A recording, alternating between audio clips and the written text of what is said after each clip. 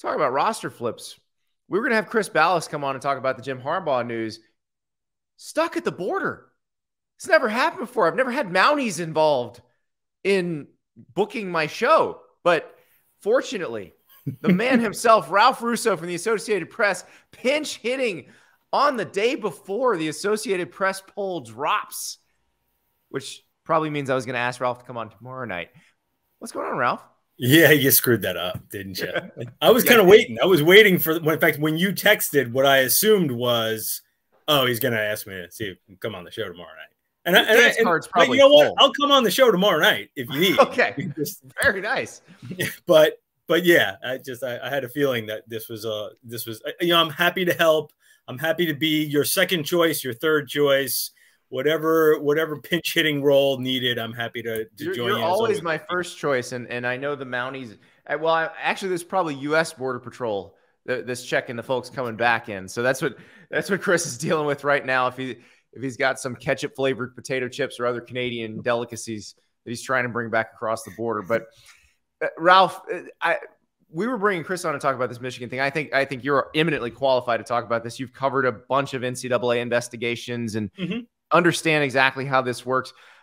The thing that amazed me is I can't recall ever seeing the NCAA make a statement about something like this.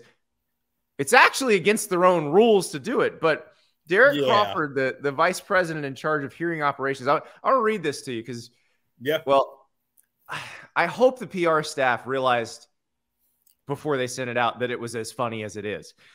The Michigan infractions case is related to impermissible and off-campus recruiting during the COVID-19 dead period and impermissible coaching activities, not a cheeseburger.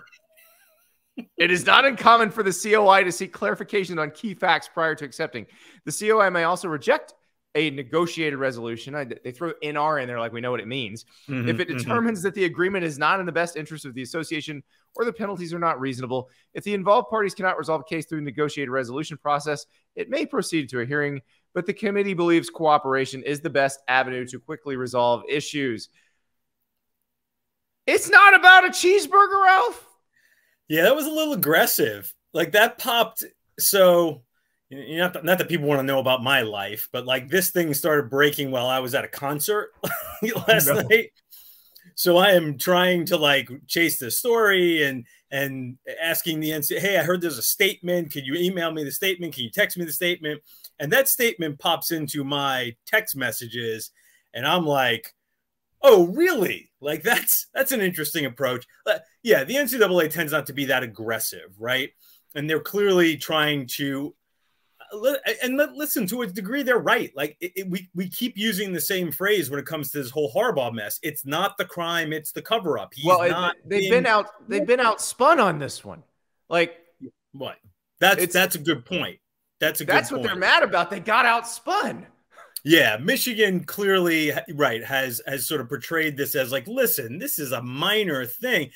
But that's the point. It was a minor thing until Harbaugh did the Harbaugh thing for whatever reason, right? Whether he was just forgetful or weird Harbaugh or truly just lying or pig-headed, any of the above, all of the above, one from column A, one from column B, you all of a sudden, this becomes something where slap on the wrist, maybe a scholarship here or there, maybe some limits in recruiting, to now we're talking suspending the head coach of a possible national championship contender. Yeah, and that's the thing. So I would say probably if this has got to go to a full committee on infractions hearing, he won't miss any games this year because it won't be resolved. There will be no punishments levied until after this season's over. Yeah, I mean, so I haven't talked to anybody about the timing of this, but you're right. We've been through enough of these to know that once you get to the point where you're not going to have a negotiated resolution, it's going to go to the Committee on Infractions. Now you got to get on their calendar. These people have other jobs, right? Yeah. Like, just so people understand, the Committee on Infractions is made of people who work at schools and athletic departments, commissioners, athletic directors, people along those lines. So to say like, oh, we just need to slap it on the calendar, that could easily be 6-7 months. And then you have to have the hearing, and then they have to process that. I mean, he could be the coach of the Raiders by the time this is. And yeah, I'd set you up on that, right? You brought up my next question. Yeah, of course, right? I mean, yeah, everything we've seen about this suggests to us that, okay, he's flirted with the NFL 2 years in a row. Clearly, that's a challenge he would like to try again. This could be a very special team. Given how many NFL guys he thinks he has on this roster, this is probably his best shot at winning a national title in college. Now, maybe given what they've been doing, he could probably do it again, build something up like this again. Sure. But yeah, could he just say, look, I'm going to the NFL after this, and I'm not dealing with any of this crap? Listen, when this issue first arose, there was some murmurs about it late last year, sort of heading into the playoff. And then we started hearing the more of the Harbaugh leaving. And then as you did a little reporting on this and sunk your teeth in, you realize, oh, wait a second. These two things might be related. He might be heading to the NFL because he doesn't either want to deal with this stuff, or maybe this stuff is like legit bad. Like before you pieced it all together, maybe he's looking at like a year suspension. Well, if that's the case, I'm out of here, right? So there was this feeling that these two things were linked. Then there was this feeling that, well, it won't be that bad, so we're going to run it back. And there's just so many layers to Harbaugh, right? Because there was also the idea of like, maybe if somebody really would have wanted him, he would have gone to the NFL, because that's also been another piece of this the last couple of years. Right. He went to the Vikings and talked to them, but they were not going to hire him. Well, yeah, I mean, depending on who you believe, maybe he wasn't prepared enough. Maybe he was their second choice all along. Even last year with the Broncos, there was some interest, but then Sean Payton came. So I would believe, though, that there is probably if he gets his act together and really wants in the NFL, my suspicion is he could probably end up in the NFL next year if that's what he wants, especially coming off of a year where maybe he wins a playoff game, and hell, maybe he wins a national championship. You would think somebody out there might think he would be a good NFL head coach again, because he's already been a good NFL head coach. Right. And that's the other piece of this. It's not like somebody who's been a good college coach and maybe they want to try the NFL. He took a team to the Super Bowl already. I mean, two or three straight AFC championship games. And it was a bad team when he got there. That's the other thing. Like what he did at San Francisco was similar to the Stanford situation and the Michigan situation. He flipped it almost immediately. Listen, he comes with the Harbaugh thing, right? He left the San Francisco situation because people were like, Jim, we are tired of you. Right. Yeah. You know, and I think in college that doesn't happen quite as much because the roster flips over and assistant coaches flip over, and you don't have an owner and a GM. You have an AD. You do have an AD and a president, but yeah. But it's a different dynamic, right? So I think he's a little more tolerable, his quirkiness in a college setting. But yeah, I don't know, Andy. I just think that I'm at the point where I think I'd be surprised if Harbaugh's the coach of Michigan. I think they probably have at least one, if not two, possible successors on the staff. Right. Sharon Moore or Mike Hart probably would be logical candidates. And I know Sharon Moore is mixed up in this as well, but I don't know that it's but I don't anything that would prevent him from getting the job. I don't think to the extent where it would prevent him. You know, right. Sharon, I believe there are some people in the Michigan ecosystem who believe Sharon Moore is their Ryan Day. Like they will just he will be ready to don't say that to Michigan and Ohio State people. They're going to twist that in a different way. You know that. That's a good point. That's a good point. Michigan people might think, "Oh no, wait a second, we don't want that. That guy keeps losing the rivalry." We have to be careful talking. We talk about it that way for people who are fans of most other programs. Are like, "Oh, Ryan Day is awesome. He wins most of his games." Exactly. But yes, it's different within the rivalry. But no, I do wonder. I do wonder if this is it for him, and he maybe goes into this thinking, well, I am just going to blow it out this year. And if you're an NFL franchise and you have a job opening and you look at the roster that they've put together, and just, I don't know about you, Ralph, but the thing that impresses me the most is how many NFL players they have. Like when you talk to scouts, when you talk to Jim Nagy from the Senior Bowl, they talk about a just massive number. Jim Harbaugh told our friend Bruce Feldman he thinks 20 guys got drafted. That seems a little aggressive, but it's still gonna be a lot. And the fact that they've been able to develop guys like this without having necessarily the same raw material as Georgia or Ohio State or Alabama, I would think that would bode well if some of these guys were to go to the NFL. They are recruiting at a very good level at Michigan, but no, they're not recruiting at Alabama, Georgia level. Yeah. They're not bringing in that. So yes, they are. I don't want to make it sound like Michigan's doing this with a bunch of 2 and 3 stars, right? But they are definitely doing it with more of the lower 4 stars, maybe some 3 stars with high upside, some 5 stars in there as well, and blue chippers. But yeah, I mean, they're creating NFL players. He's running, they're running offenses, if that really matters, that maybe in some ways, I hate even to go down that road, because the NFL and college offenses have become, where do they end? Where does one start?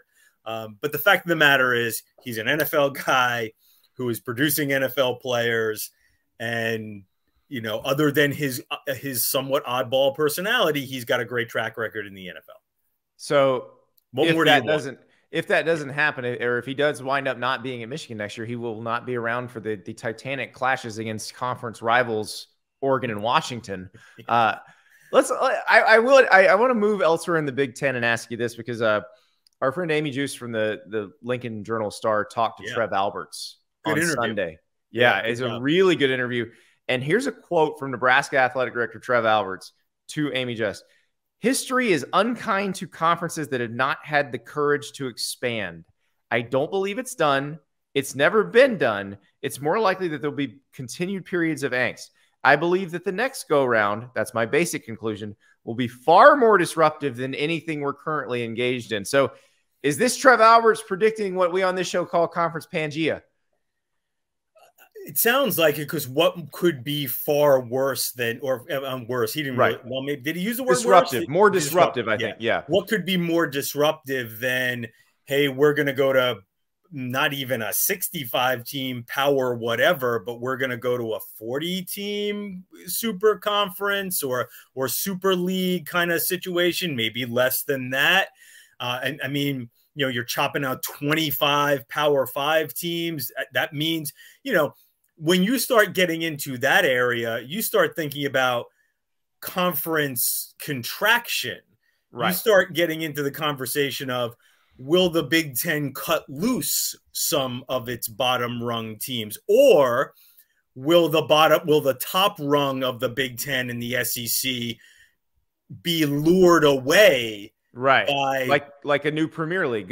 Right. Right. Like we've seen this. If you follow English soccer, you've seen what this could conceivably look like. So somebody brought this up to me on the in the mailbag show last week, and I thought it was interesting, because I thought it was, because I always get the question about when are they going to cut from the bottom, and my thought is they're not going to cut from the bottom. They're not going to do that. But what if Alabama and Ohio State and Michigan and Texas and all of them go, we don't need to subsidize anybody. We are going to go do our own thing. Yeah, it's semantics, right? You're not cutting from the bottom. You're actually just taking the top layer, and the top layer is saying goodbye to the bottom, right? Yeah, we're not cutting you. We're leaving. Yes. Yeah. It's not you. It's us.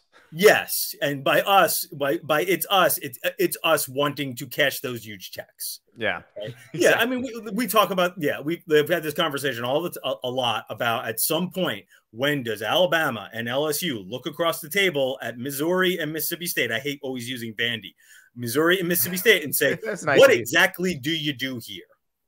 Right? Like what do you do that helps me? Yeah. Because they're having that same conversation in the ACC right now, right? Exactly. That's the conversation that's going on in the ACC and bringing the tumult. They feel like these upper crust teams feel like we deserve more. Mm-hmm. And they're looking across the room and saying, like, you're not helping us here. You're not, like, why should you get more?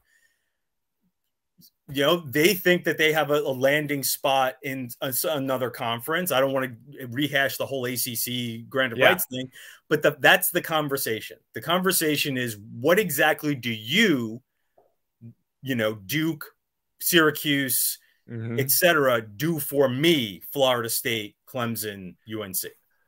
Since you brought that up, though, Tuesday is the deadline. If someone were to want to leave the ACC and be somewhere else in 2024, do you suspect anybody jumps now, or do you think that's just talk? So it would be naive at this point for me to dismiss it, right? There has been so much talk. There has been so much saber rattling by Florida State. Understand that Clemson, Florida State, UNC, maybe to a slightly lesser degree, but not necessarily much, have similar goals in mind. Florida State is the only one taking the kamikaze approach, right? Right. The only one saying it out loud. And doing it in a way that's probably counterproductive to their end goal, but that's another story for another time. So I think it would be naive of me to say, nah, that's not going to happen.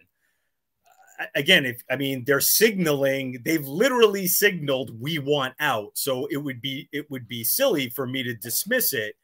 I just have not been able to pin down one person. And I understand why. Like, nobody's going to tell you their strategy, right? Right, exactly. Nobody's going to tell you, well, how are you going to do this? I've had this conversation with folks in the ACC at, you know, kind of related to some of these schools, and or have an idea of what's going on at some of these schools. And the conversation goes, so how are you going to do this? And the answer is like something to the extent of, even if I knew, I wouldn't tell you. Right. Right. Exactly. Yeah. So I don't know. I don't know. I don't think that's the occurrence. That's what will happen in a couple of days. But I think, again, as I said, I'd be naive to be surprised. The most telling thing I heard in that Florida State Board of Trustees meeting, where basically they all had their speeches prepared and talked about how they wanted to get out of the ACC. There was a trustee named Justin Roth who said, hey, it's probably not feasible to be withdrawing from the ACC by August 15th. But then he followed that up with, but we ought to have a plan to make sure we can by a year from now. Right. Which that's what I sooner rather than later feels like the most accurate way to say it, but maybe not immediately. See, the problem with conference realignment is it could always lead to another, you peel back another layer of the onion, and you can get into another discussion. It's also like my economics teacher in high school. When we used to ask her, when does the short term become the long term? She's like, when it does. But I would also say this, like, part of me feels like the ACC is absolutely losing the PR battle to the Big 12, right? Yes. The ACC is probably in as good a shape as the Big 12. Fine. And I understand the contract comes up and that's going to change the dynamics. If everybody wanted to be in the ACC, they would be in a very secure, stable position right now. Right. So it doesn't, all the bluster doesn't help the conference. They lose the PR battle. I would also suggest that at some point, maybe the ACC should spin it this way internally. We're not at a disadvantage because our contract doesn't come up sooner. The Big 12 is at a disadvantage because they're all free agents and somebody can come get them. We have the stability. In a few years, hey, if Deion hits at Colorado, boy, Colorado, that's right next to Nebraska.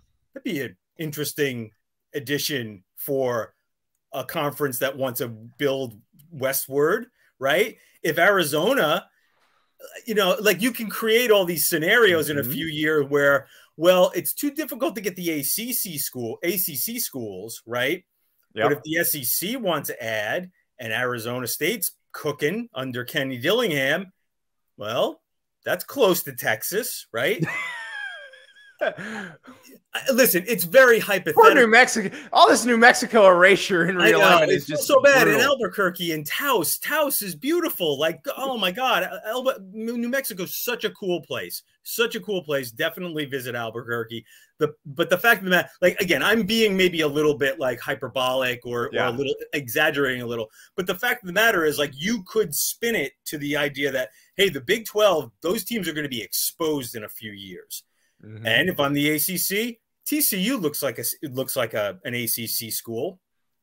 I don't know. I just think that there are different ways. Going back to Trev Albert's comments about not expanding, when I'm thinking Stanford, Cal, and SMU, I'm also starting to think, now, how can I piece in some of those Big 12 schools and make all this connect? That would be the interesting part, because I think what makes the Big 12 feel so stable is they all feel like they're they all feel like nobody's gonna come for us. Yeah, they're not gonna get poached. And whereas Clemson and Florida State clearly exist on a different level in terms of viewership and competitiveness than the rest of the ACC, those are their national champions from the last 10 years. Harmony in the Big 12 is based on they all look at each other and feel like they're simpatico, right? Yes. They all have this feeling of like, we're all in the same boat here. Yep, we're all in this together, pulling the same rope. Where none of us, maybe we're a little bit of an island of misfits toys where nobody really wants us, but we have strength in numbers and we can be powerful together. And I would just say, like, the fact of the matter is everybody's aspirational. And if one of those schools or a couple of those schools all of a sudden start pushing the envelope and finding a new ceiling and become appealing to somebody else, then harmony goes out the window. You heard it here first. Ralph Russo predicts another UCF national championship and the SEC scooping them up.